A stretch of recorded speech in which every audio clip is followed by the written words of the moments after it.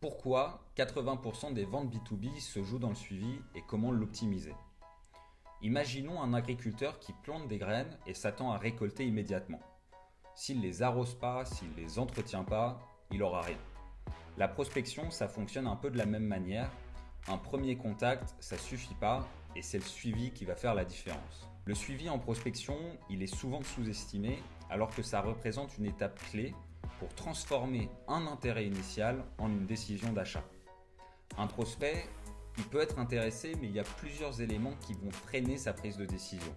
Ça peut être la charge de travail, la nécessité de consulter d'autres parties prenantes ou encore l'hésitation face à un investissement. Le suivi, lui, il permet de rester présent dans l'esprit du prospect et de faciliter son passage à l'action. La majorité des prospects, ils ne signent pas après le premier échange.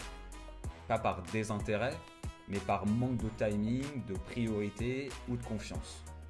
Le suivi, et un bon suivi, il maintient la relation et ça augmente les chances de conversion. Mais la question qui se pose, c'est comment je fais pour optimiser ce suivi? Le premier élément, ça va être la personnalisation. Chaque relance, elle doit montrer que l'échange précédent a été pris en compte.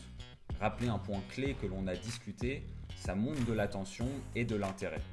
Le deuxième élément, ça va être l'apport de valeur. Un suivi, ça ne doit pas être une simple relance.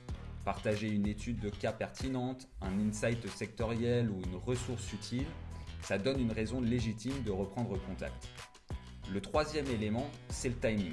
Relancer trop tôt, ça peut sembler insistant. Trop tard, faire perdre l'opportunité. Il faut trouver le bon équilibre en testant et en analysant les réactions des prospects.